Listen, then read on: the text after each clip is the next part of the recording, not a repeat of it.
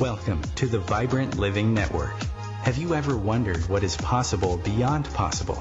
What is the thing you've been wondering and inquiring about? Are you just feeling stuck and don't know why? Are you thinking or are you seeing? Seeing allows us to expand and have this other experience. We want to invite you for that wake-up call. We want to invite your spirit, your soul, so to be more alive, more connected. Glenn Brooks has been a life coach for over 33 years, author of Divorced to Patterns, Not Each Other, an explorer of what is possible.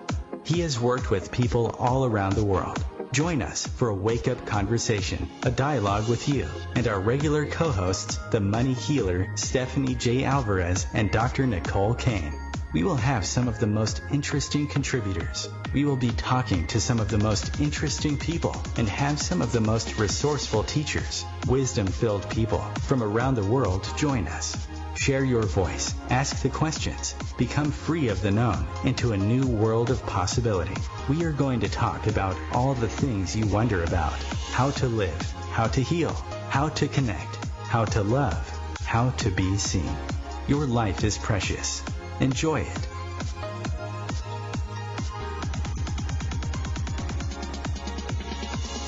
Hello, I'm Glenn Brooks. You're listening to the Vibrant Living Network.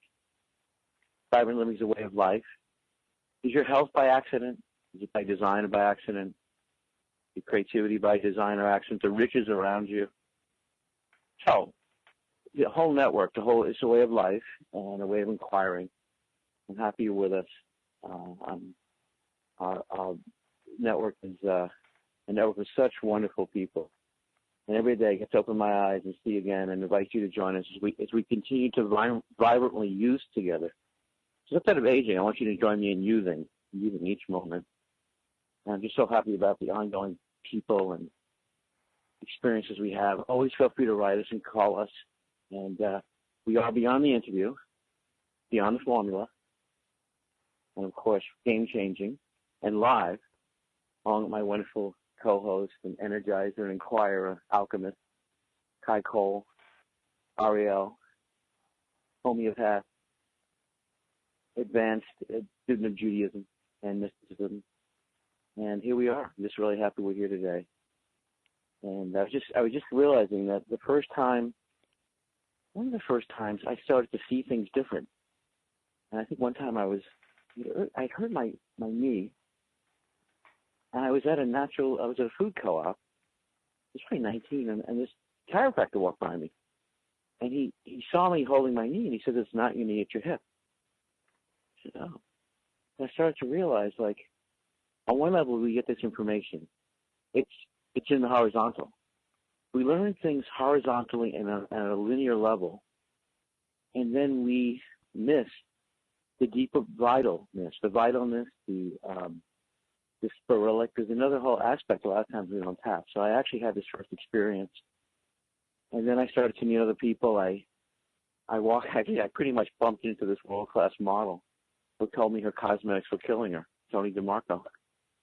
And really Vibrant Living began that day because I talked to her. I went over to see her at her apartment in New York, and I designed my first seminar. And I realized no one ever told me that I could design my own career. I could I had no idea. I just knew that school was boring, and I felt like I was held back. I felt like I missed so much. So really, the Vibrant Inquiry began, and I'm here to share it with you. And I'm here to share with all the wonderful people that I connect with and that are on our team. If you want to be part of our team, or you're curious about not just being a host, but being a vibrant speaker, welcome aboard. Well, Kai, I thought I would go to you. I know you. And I want to make sure Kimchi, do we got Kimchi on the line right now? Kimchi, you there? I want to do a special introduction for Kimchi today. Not yet, I'm going to guess. But Kai, you're there. Yes. Kai? Okay, cool. I thought I'll do my special introduction for Kimchi. I think I'll wait for her. I guess, Kimchi, please speak up. You're there. Kimchi Moyer is a Resopath, and she travels all around the world studying the most innovative, advanced methods of having the whole body come into harmony, resonance, well-being. And she's very close. She's going to be traveling the world, being a vibrant travel journalist, and sharing with us the many things around not just the world, but beyond the culture that we're used to in terms of vibrant using, in terms of happiness, in terms of relational wisdom. And I'm just honored to work with her. And like many people, Kai, I'm just honored to meet people that I've in some sense never met before. When I met them, no, it's been such an experience of real family. I'm going to quote Dr. Ashley Montague because this is a quote that also changed my life. Anthropologist over at Princeton. I was in my parents' backyard one day and I heard this conversation with Dr. Montague, and he said, love can heal broken bones. I'd never heard that before. And then I met my first beloved. I met Ruthie. I had this really bad acne, and I realized within 2 days of seeing her, my acne left. My face was clear. So I always knew early on that emotions and this ability to embody forgiveness created a whole other bridge, not just for both of you. So it's not just personal transformation, it's just relational stuff. So here we are today. Kai, what's inspiring you today? And I want to say one more thing about Kimchi.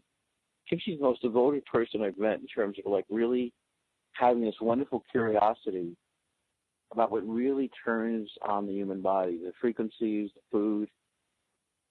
And Kai, you're going to go see her. She's going to work with you. You'll share your experience. So what's moving you about today's program? What's moving you? I wanted to just check in with you. It's so good. I'm so happy you were here. It seemed like you went through 5 different galaxies, and here you are. So I'm happy. I did.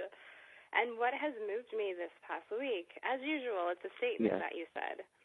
And it was about the understanding that our bodies have one core purpose, and that's it. And that core purpose is to communicate love.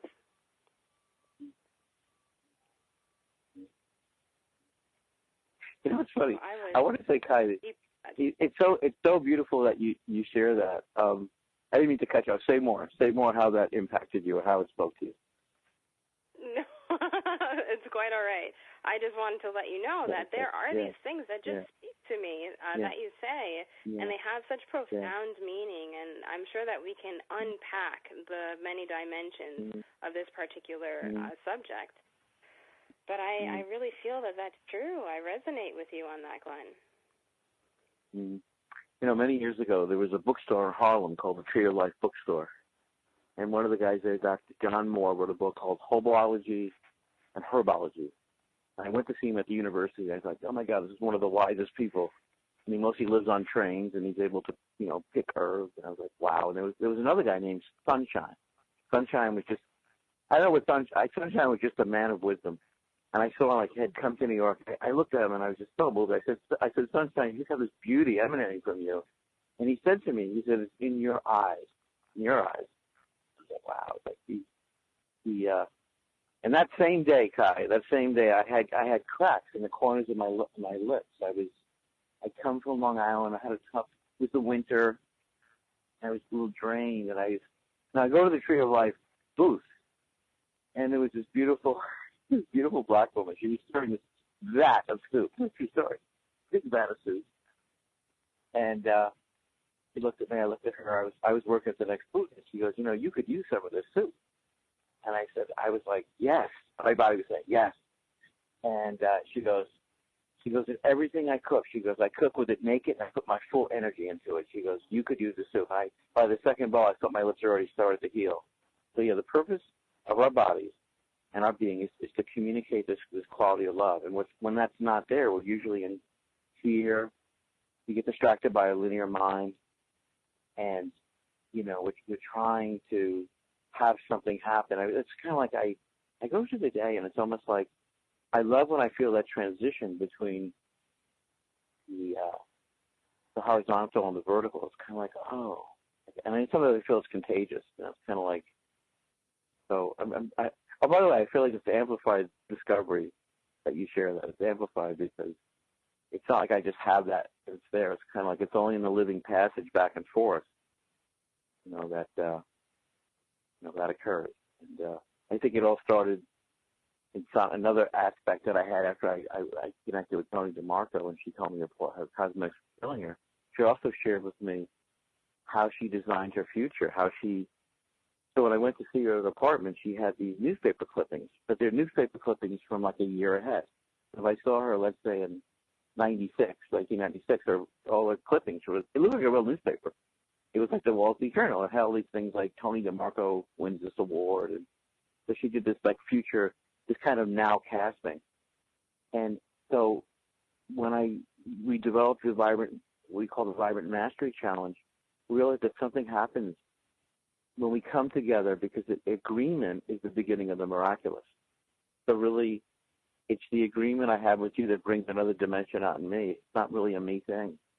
You know, when I think about my children or something, I think, well, it's this other thing that happens when we come together, when we could experience this. And that's what I think that Ashley Montague was talking about when he said love those broken bones. Very different kind of message that Tina Turner had, right? Different messages. If it's real love, it has everything to do with it. If it's not, then okay, the song stands. All right, so I want to welcome Ariel. Ariel, what's and wait for Kimchi. If you're there, I want you to speak up. Are you there, Kimchi? Kimchi? I hear. Is that Kimchi? You think? What do you think? Is that? I really appreciate you saying that. It's kind of like we're all waiting for someone at a party, Chris, and you helped us. Thank you. Ariel, thank you. Yeah. You know what, Ariel? I love that your laugh is like the laughter at I feel so welcomed in your laughter. So I'm happy you're here. So happy you're part of the Vibrant Living team, which is like it's really my family. You know, it's like each of us has these attributes that come alive together. So initiate yourself. Say something. You're a homeopath. You're helping me put together my Vibrant. I used to know what it was called too, the Vibrant Living Network. And you know, when I want to say that, yeah, I'm just happy you're here. So what's your Vibrant insight for the day? What's been bubbling for you? I guess what I could say is I really resonate with what Miranda said, but I want to take it to another level. Love is important. We need to spread love to everybody. You know, we need to share that positivity, and that's what heals. That's what helps us grow and become better people overall. But to take it another step forward, we also need to make ourselves the vessels to not only give but to receive that love also. And I think that's kind of beautiful. That's part of the purpose of today, of the show, of our network, and that's what we try to spread to other people. And that's also what I try to do in my practice also. For example, when I work with clients, my goal isn't just to treat or to heal them, which is also true, but it's also to kind of share that positivity and to get that over so they can gain the tools and become the vessels that they need to be in order to move forward and to grow and to reach their potential in their life in all different aspects. Yeah, I want to say, by the way, beautiful, beautiful. I want to say that was Kai who shared that. And Kai is one with Miranda, but they have different names. So Miranda's one of our wonderful writers, our Vibrant writers. And she says why things regulate to me. And Kai just shared that gem. So I wanted to share with you something I discovered yesterday. No. It's okay. All right, you're going to be docked $50,000. We'll talk about it after the show. All right, so the other day I was with a friend of mine. She's a professional comedian. And what I do, thank you. That was good. So the other day she says to me, she just says this thing to me. I'm an improv artist, so I was improvising. I was kind of playing with these people, and I was going into character. And she pulls me aside and she says, it's really good that you come out and let who you are, not the character, not the improv person for a second. And she goes, because all comedy is about service and about sharing that energy. So actually giving and receiving are one. So when you truly give, you actually receive. And to receive and ask is a deep blessing. So when she said this to me, I just realized on the spot, this is tantric comedy. See, tantric comedy is the ability to receive and allow someone to give to you. So we think about it as giving, but it's also this ability to receive. I was on the way to Atlanta, and the van I was in flew off the road. We went into like an ice embankment, and I realized, next thing I knew, I felt this hand on my shoulder, my left shoulder, and I felt I was receiving something that was profound, like almost like a, I don't know, like a blessing, something. And there was a guy standing to ask if I was okay, but before he asked me verbally, I could feel that. I could feel him there. And I realized I was very close with Dr. Jerry Jampolsky. He wrote a book, a very famous book called Love, Letting Go, Fear. And he told two things that struck me. Very educated man, he went to, psychiatrist. So one of the things he said, and I always remember this, Ariel and Kai and Deborah, that when he realized one day when he was doing the spiritual study that he became a psychiatrist because he was unusually frightened. And he realized that as a psychiatrist, you get to judge and diagnose people. And so he kind of dropped and realized that he had this impositional practice and that he was causing more fear. And with that recognition, 30 years of back pain went away. He had an instant healing. His back pain went away. And then the other thing that he shared about giving and receiving, about love, when he wrote that book, Love is Letting Go of Fear, I used to carry it in my left pocket. I used to stop and just read it. Because that book's all about perception, right? And what are we perceiving in each moment? What's happening? And so the idea is you could shift perception, which a lot of people don't realize that they do. It's that wonderful moment. So at 3 a.m, I want you guys to get this in your linear minds, like 3 a.m, he gets this knock on the door. And he opens the door, and he said the guy outside, it was someone he hadn't met before. He said he just reeked. He stunk. He just really smelled. He probably been homeless.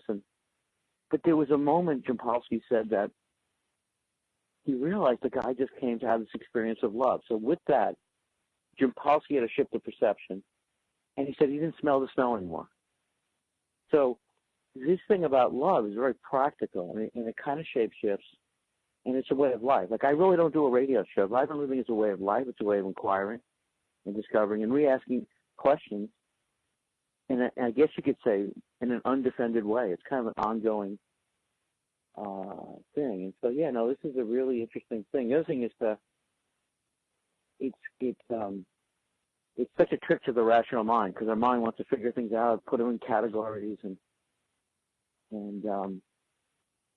wow, I just love this inquiry. I really do. And I want to say, in terms of the Vibrant Mastery Challenge, this is what we do for 3 months together. We kind of dive in, and we bring this stuff into our bodies and realize, in some sense, if you will, we have this one. It's almost like we have one body. We're kind of in these different personal experiences, and yet there's one infinite mind. There's one bigger mind that, as we become more aware, and we start to have mutual recognition that we have dead thinking and alive thinking. And the more alive our thinking is, the more it kind of goes to each other. Larry Dusty wrote a book called Beyond the Local Mind. And I had this experience many times where I could think of someone, tune into someone, and I realized, when you go beyond your brain-bound mind or your time-bound mind, could you believe it? It's a break coming up? Hey, I really love you guys. Stay with us for the Vibrant Living experience, and we'll continue. Kai is a special person she brought on today. I'm going to let her introduce Deborah in a moment. Your life's precious and joyous. Stay with us. You're in the Vibrant Living experience with us today. Thank you.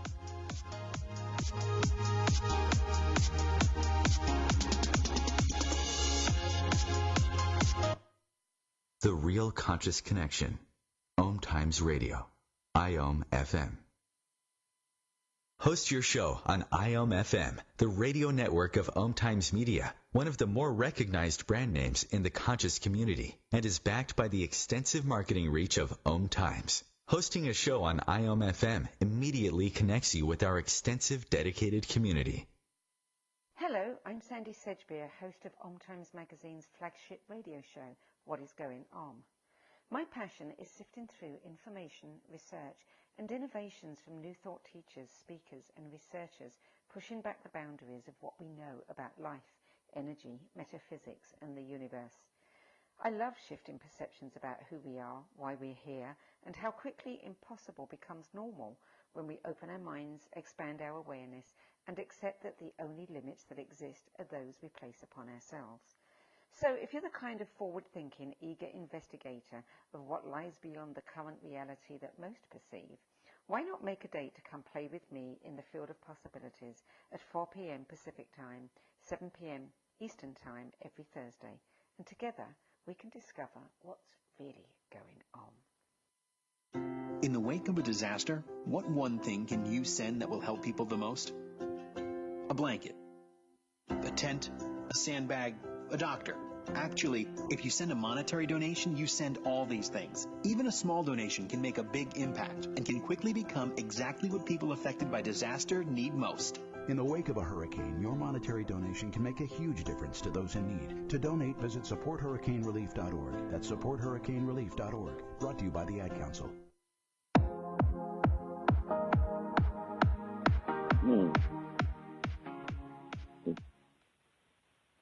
Hello, I'm Glenn Burke. You're listening to the Vibrant Living Network.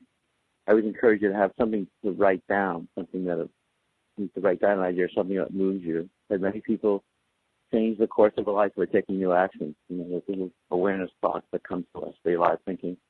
So, Kai, you brought kind of a new family member by, someone that you wanted to introduce. So I thought I could let you introduce her. And I also want to check again if Kimchi's with us, Kimchi Moyer. Our beloved Kimchi. Are you there, Kimchi? All right. Ongoing lesson here. All right, Kai. Why don't you introduce Deborah to us? Absolutely. Deborah Roth, who came to me as a friend of a friend. However, I'd like to think that we are friends now. Right, Deborah? Definitely, Kai. Deborah took a risk there. 13 years. Right?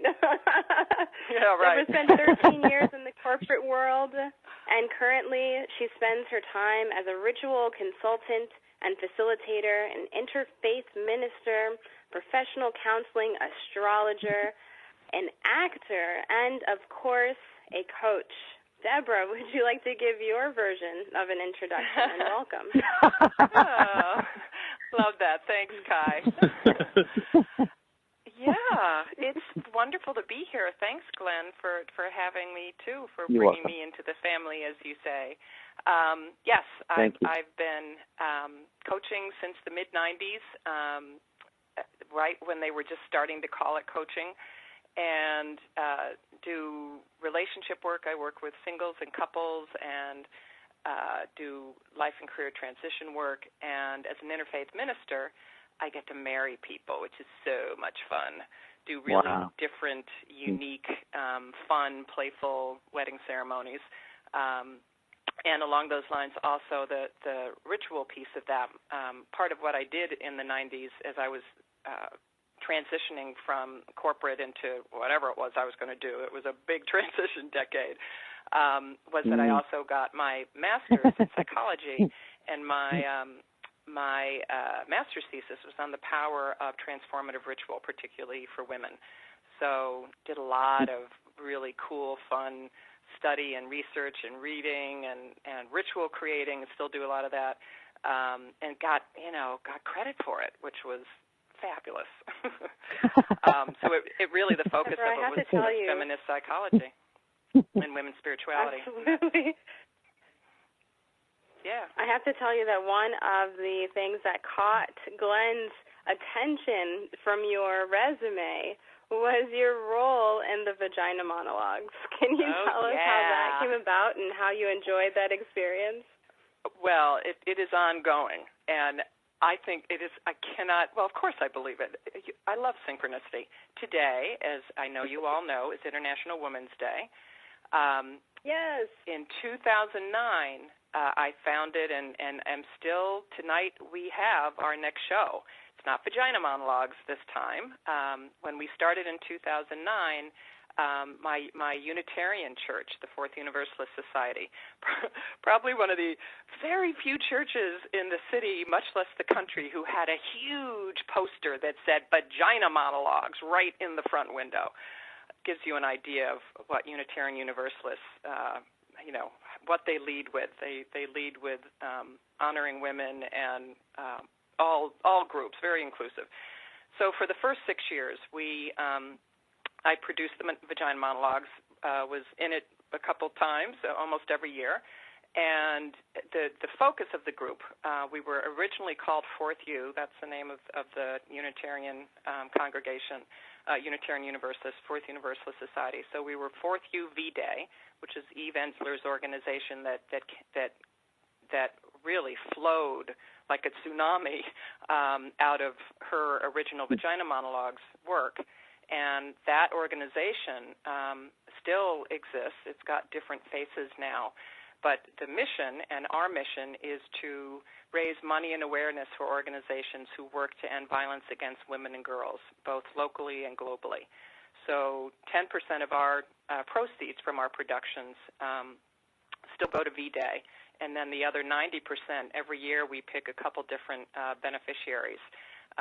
This year for this show that starts tonight, for the next 3 nights, our local beneficiaries are one organization called Womankind, and the other is Day One.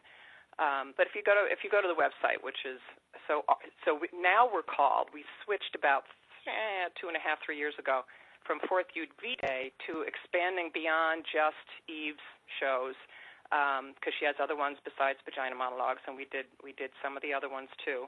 Now we produce other, mostly female playwrights' works, but still with the same mission. And we call ourselves, and it's a mouthful, Artivists, which is activism through the arts.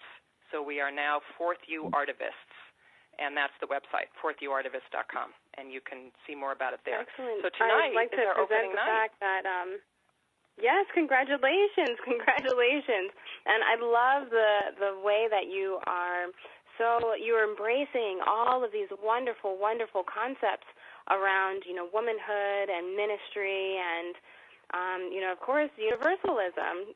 What I also love is that you use the word tsunami. Glenn, what does that bring up for you? Well, Kai, so much Deborah says okay, so about 8 years ago, I experienced I was married many years. I guess there was one point in my relationship that there was a huge upheaval and everything shifted. And at the same time, my whole world shifted. I was doing a format in Seattle, and it was almost like everything shifted so fast that it was a relational tsunami. And for about a year, it impacted me so deep I could barely function. And I started to realize growing up, I would read about obscure things like, I called it spiritual emergencies, Kundalini crises. And there was a certain period of time where I would go to sleep at night and I would wake up again very conscious. I called it soul seeing. And I saw things I sensed that I wanted to connect with but couldn't.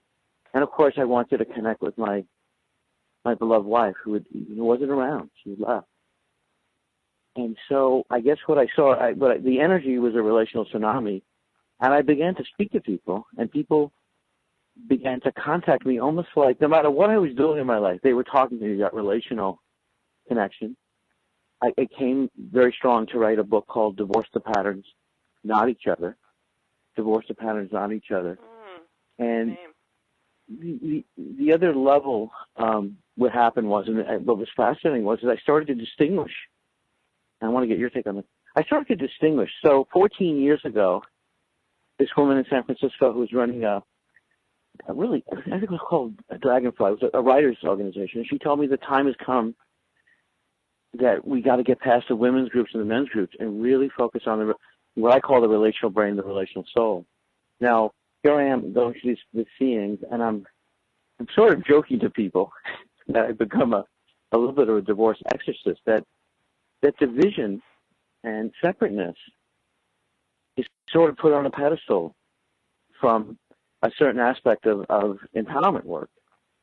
And so I guess you could say with the tsunami and other things like heartbreak, I realized there was this other opportunity to share a different message and inquire. And I had a 3-page, I wrote this 3-page, and this medical doctor, an energy healer in Ohio, called me, Martha Hackett, and she told me that the 3 pages that she read, there was nothing like it, and it was why she never divorced her husband. Her husband was an alcoholic at the time. So what I've seen, and I love to get you guys' feedback on this, is what I've seen with such this zest for empowerment, it's created, in my awareness, another level of division and separateness. And what's funny enough is a lot of my mentors are women. You know, Dr. Valerie Hunt, Patricia Sun.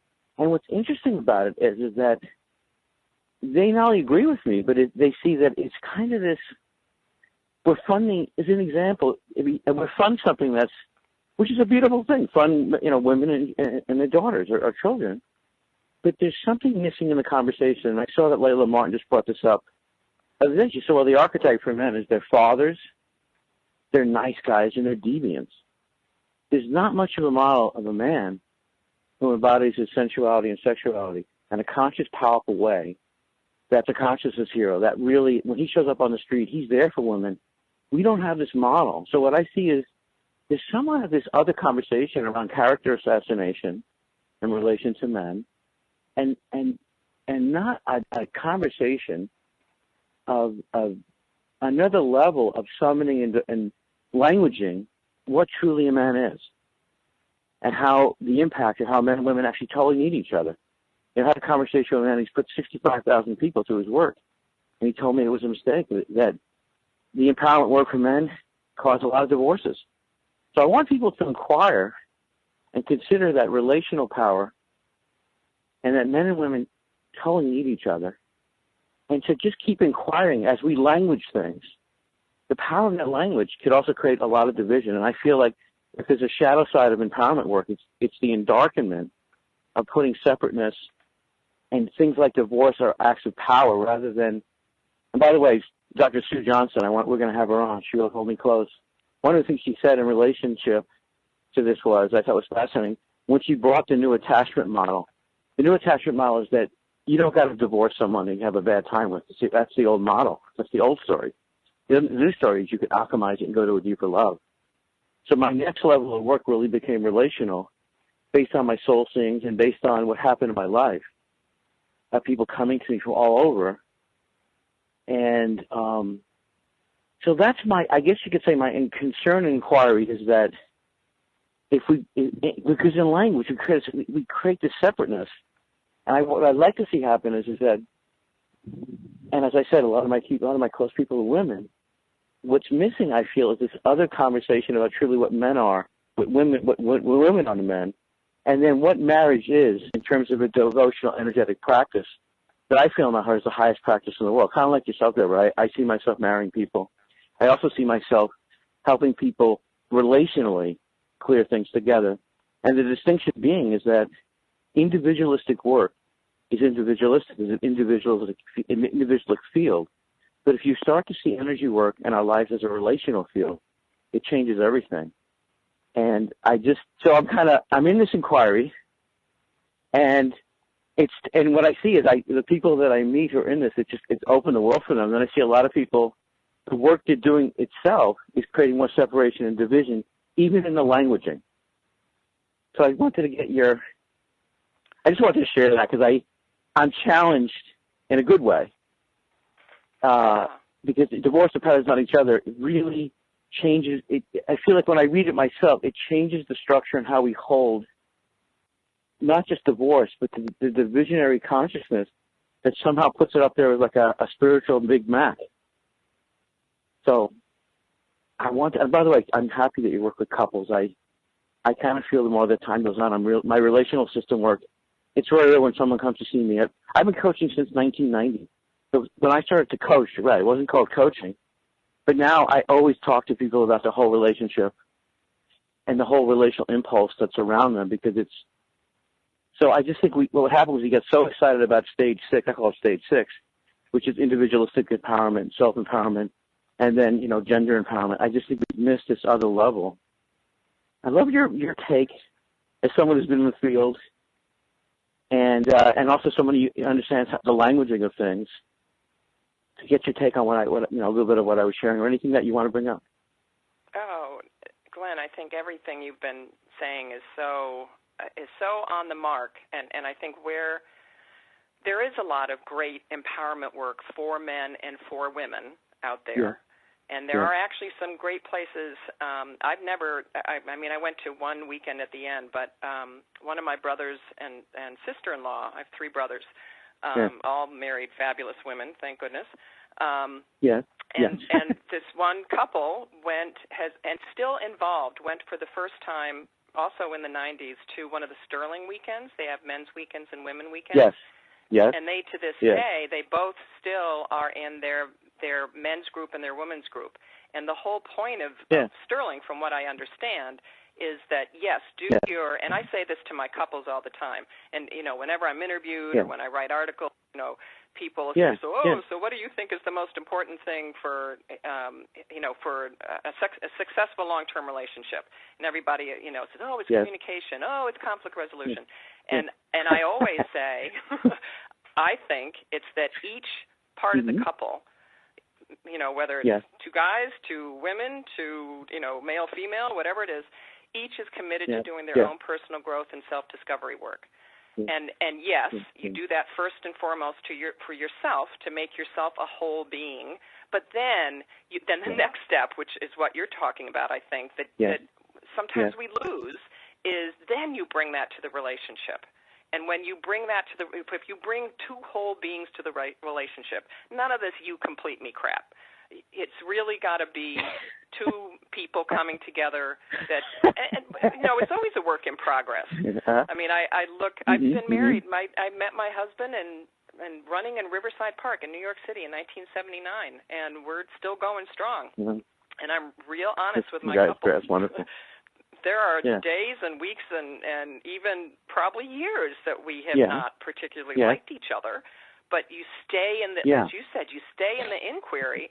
Some of it's gender stuff, but mostly not, because he's a pretty, I think like you, he's an intuitive healer. He's got a lot of his best friends are women, and so really nice balance. I think we do ourselves a disservice not getting stuck in that. Yay, women's empowerment, yay, men's empowerment, and all that stuff, and then not bringing it into our relationships. You're missing the boat. So, and at the same time, though, Glenn, I will say just that I am drawn, and I say this on my website, I am drawn to work with women. And I joke about it because I've been surrounded by testosterone my whole life. I have 3 brothers. I have 2 sons. For a very long time, all the 4 of us only produced boys. And finally, in the last 10 years, when there are now 2 girls in the family, and I have a granddaughter, which is so exciting. But I am just kind of by accident when I started coaching. Just like you said, you put yourself out there in a certain way and attracted women who were under-nurtured, overwhelmed, as I like to say, who the concept of self-care, or what I call sacred self-centeredness, was, completely foreign to them. And it's not that you take care of yourself or you empower yourself only for yourself. Or, only so that you can be in a great relationship, or so that you can take care of other people. The old, you got to put your when the plane's going down, you got to put your own seatbelt on first before you put your kids on. Yes, first and foremost, we should be taking care of ourselves for ourselves. But then there are all kinds of important ripple effects that happen, in the rest of our lives when we're doing that. And one of those is, or should be, what we bring to our relationships. Boy, I'll tell you, we could do a day long together on this. I'm unscripting love. Conversation. Right? All right, I guess we're gonna. Wow. What would have? It's funny, Deborah. Imagine if we were innocent and we saw we complete each other. I love the languaging is so interesting how it slipped in. We'll continue. Vibrant Living Network. Your life's precious. Enjoy. Stay with us. I'm Glenn Brooks.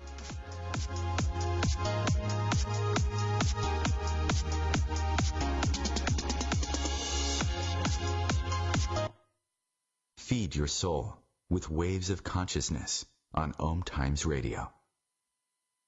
Ascending Hearts is no ordinary dating site, but a spiritual dating site with a purpose, to link you with your soulmate.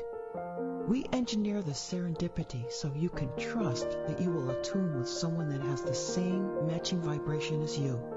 Ascending Hearts, the conscious dating site for the spiritually aware. Try Ascending Hearts for free. AscendingHearts.com.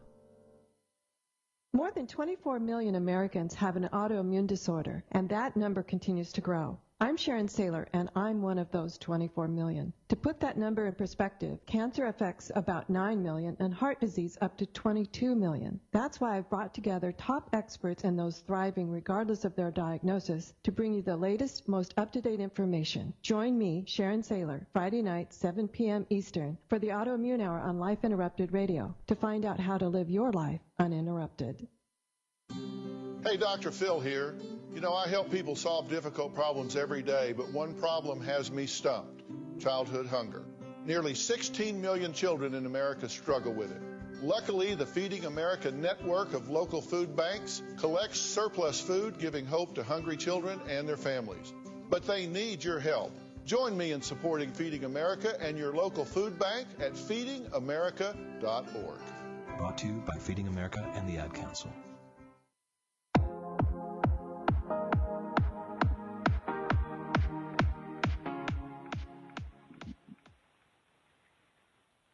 Hello, you're listening to the Vibrant Living Network, along with Kai Cole, Ariel. Boy, you know, there's a level where you drop in together and you discover a whole new connection together. So, you know, Deborah, I think it would serve us to do a day together because there's so much here. So as an example, I also help people write profiles from their deepest sensation, from their awareness, and from their relational life. What's interesting is only 2% of people write profiles from their relational life. Mostly they talk about what they do during the day. So the relational life changes everything. The relational field shifts everything. So imagine, though, see, like as an example, I play some volleyball and tennis, and I play with people on the innocence. You mentioned completing each other. So imagine if that was an innocence to that, and in fact you did complete each other in an innocent way. Or as an example, you had conscious dependency. So what I do is I play with people on the body, and actually it's almost like this other whole language came in, and there's so much pushing off it that, you know, like one of my clients, she's a woman, I was kind of playing with her on this idea she needs men. And it's really opened up, her immune system shifted, the ability to receive energy. So it's kind of like we have all these, if you will, we have all these thought viruses kind of around these things. And I think some of the beauty, there was a 60-year-old woman we were working with, and she was just saying most of her life she was pushing off men because her father would beat her. And she said she would never cry. Her sister cried, never got beat again. But she started to be at airports, and she would receive the masculine energy, and men would come over and help her. And she said, boy, I discovered who men were. And she goes, there was nothing I was taught, nothing I heard in the culture. So I do have this, I would say that in terms of empowerment, what I call relational power is that there's another whole level of passage of energy. And I think this is a kind of, day-long thing we people have experiences. And as I said, I think the energy of marriage is a very distinct, wondrous energy. It's not the what do you call it, domesticated notion of marriage. So, I love it, Deborah. It kind of came to me from another universe, and I'm sorry. No, I was just going to say, I think we have done such a huge disservice to men and women in the image that we project of what an ideal relationship looks like. Thank Hollywood TV shows. I am so candid with my couples about, it's not all the stuff you see in the movies. And you're going to be really, and so many, like when my couples that I marry, I always ask them, and I ask them in the moment, it's not a questionnaire. We're sitting here talking. So, for some that are more thinkers than talkers, as I like to, as I like to say, they don't process the way that talkers do. But I ask them what it is that they love about each other, and I include it in the marriage ceremony, in the wedding ceremony. And I would say easily half of them will say some version of, or what boils down to how they complement each other. In little ways, one likes a cold room to sleep in, whatever. But they can be bigger things too. And I always say, okay, just keep in mind that on your good days, that will stretch and grow each other. You'll stretch and grow each other with those differences. That's the way a really vibrant relationship works. On your bad days, you're going to want to strangle each other because those differences can really get to you. But if you make the commitment, Harville Hendricks talks about, who's a great relationship expert. He kind of got couples coaching jump-started, I think, in the 80s. He talks about the fact that real love begins when you, and this is very, very focused, but I think it's fascinating. Talk about language. When we realize with our partner that we've married both the best and the worst of each of our parents, and instead of running, screaming from the room or the relationship, as the case may be, when we discover that, we stay in and move through that self-discovery and dual discovery process. So, you're right. We could just keep talking and talking about this. Well, I think it'd be fun to have people, experience this, so they could bring it into their. Like, we're going to do a weekend on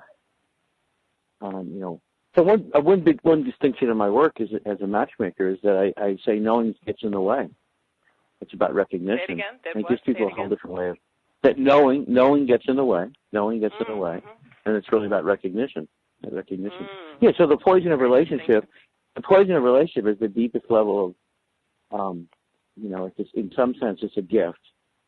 It's kind of, and also, I see, parents, but it's even, there's so many interesting levels of kind of how we become estranged to each other.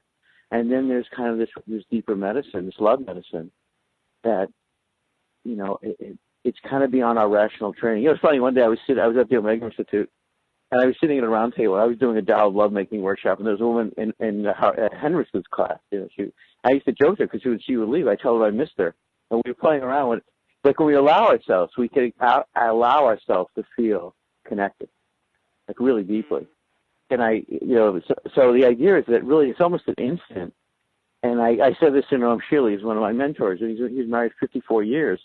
And he said, Glenn, because I never dated my wife, because I also teach people go beyond dating to relating. I could never date someone. I don't know what that is. I don't want to donate either. It's not part of my universe. So he said, he said his wife, she walked by him and he said, oh, that's my wife. And he recognized it so deeply, and she did with him. So I play with people on what I call relational intuition. See, when it's just personal, a lot of trouble. But when it's relational, it's sort of this other passage. And this is kind of what, I find really interesting. And of course, because I've also played with this thing called the ecstasy mind, I love bringing this into lovemaking and sexuality. I have a new show coming on called The High Libido Life. We're going to be exploring this. And how to live this, people to me, that they're living in the highest temple in relationship, which I do want to give a plug. I want to mention the upcoming Vibrant Mastery Challenge, because people have made deep connections in that on all levels.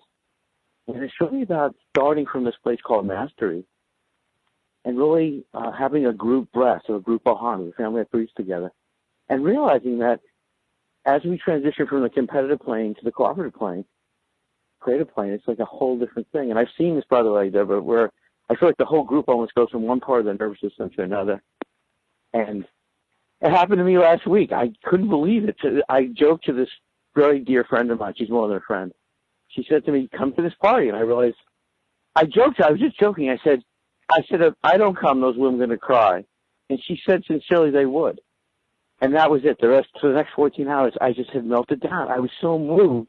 And I realized I'm so used to being a rebel. I'm so used to being an outsider that when she said it to me, it just moved me at a level. Because I get up in the morning, have one of my morning practices, I hold my heart, and I see what's there. I tune into it.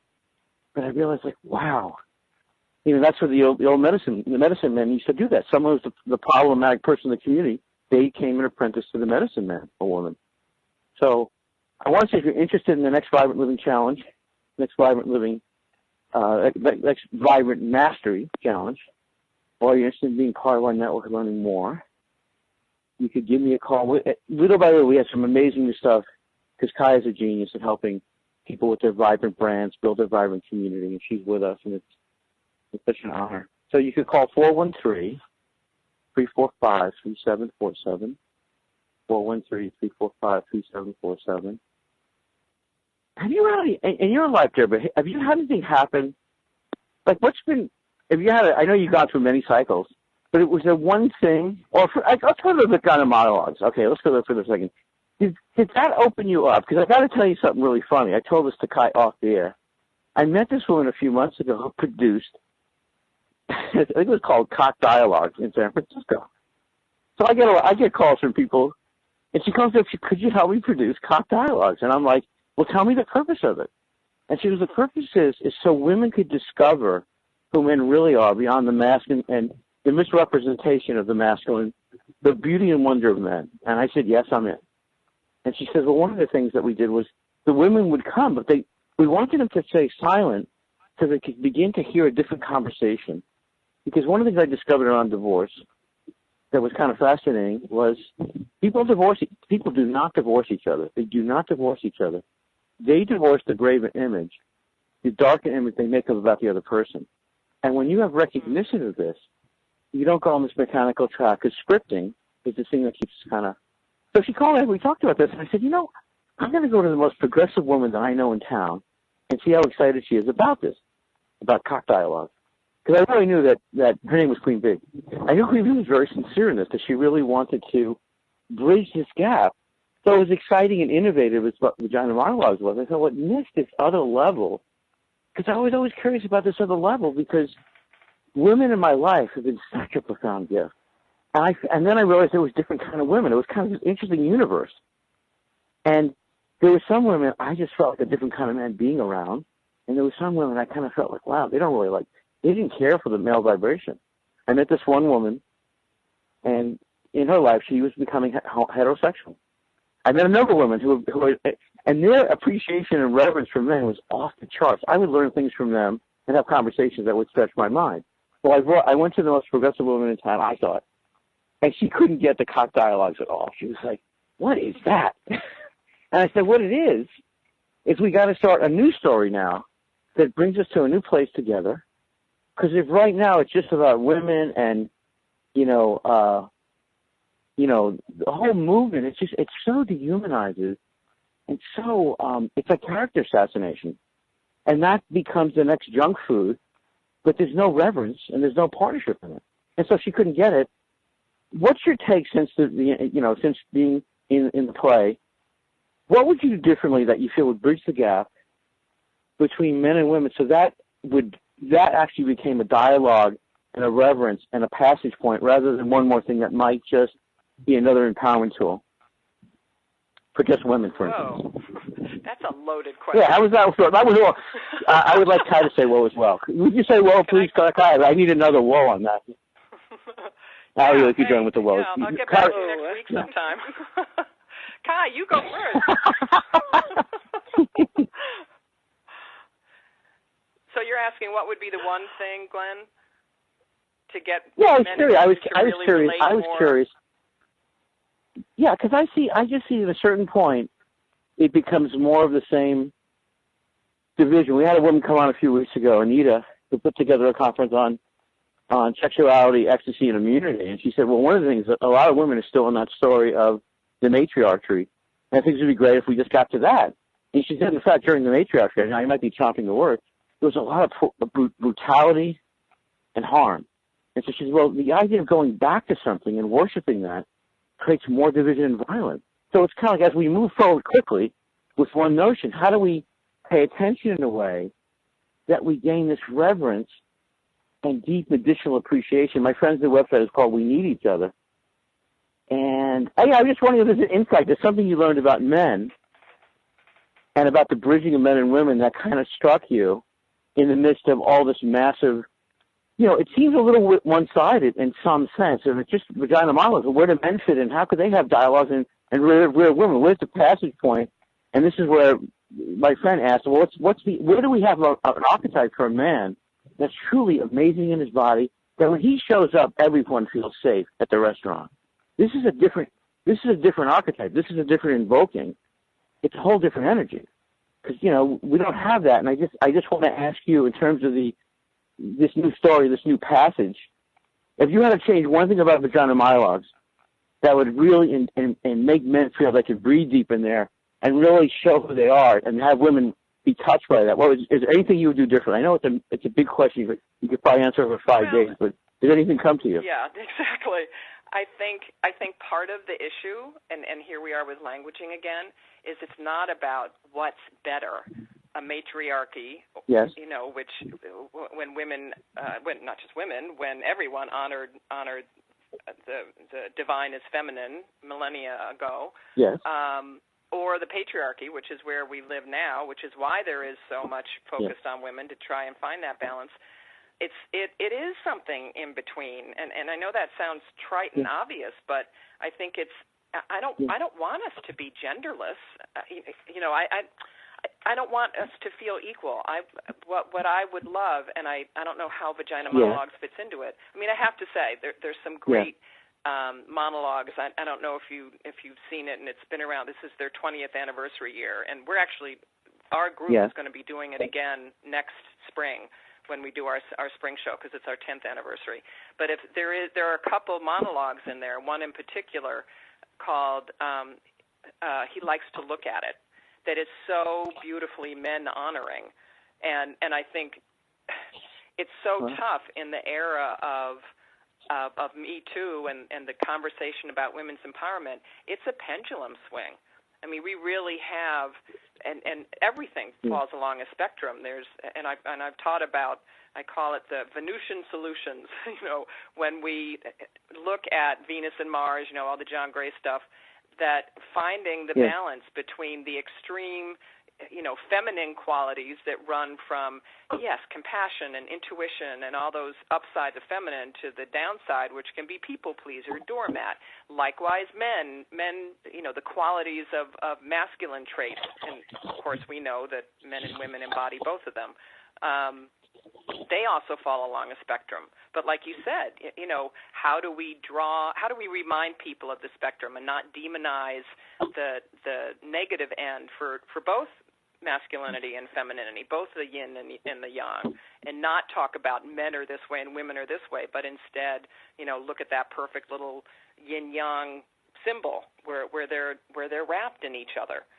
And likewise, not talk about masculine and feminine. Oh, we're running out of time, aren't we? I want to thank you, Deb. I want to thank. I want to see, by the way, my beloved Kimchi Moyer. I wonder if you're with us right now, Kimchi. I want you to speak up who you're there. We're listening to Vibrant Living Network. We're exploring the vibrant life together. Relational brain, relational soul. Deborah came, huh, Chris? Yeah, I love her so much. She didn't come. We had an amazing meeting with her this morning. Stay with us. Thank you so much, Chris, for more Vibrant Living Network, more Vibrant Living Experience in a moment. Keep inquiring. Thank you.